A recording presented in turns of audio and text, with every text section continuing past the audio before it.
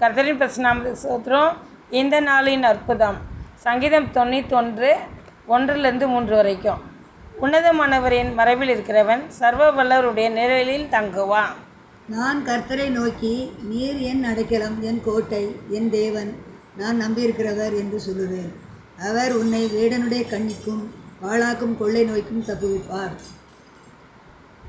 இந்த வார்த்தைக்காக ஸ்தோத்திரம். பிரியமானவர்களே, இந்த இரவு வேளையில் ஆண்டவர் சொல்கிறார், உன்னதமானவரின் மறைவில் நாம் இருக்கும்போது கர்த்தர் நம்ம ஒவ்வொரு நாளும் பாதுகாத்து வழிநடத்துகிற தேவனாகவே இருக்கிறார்.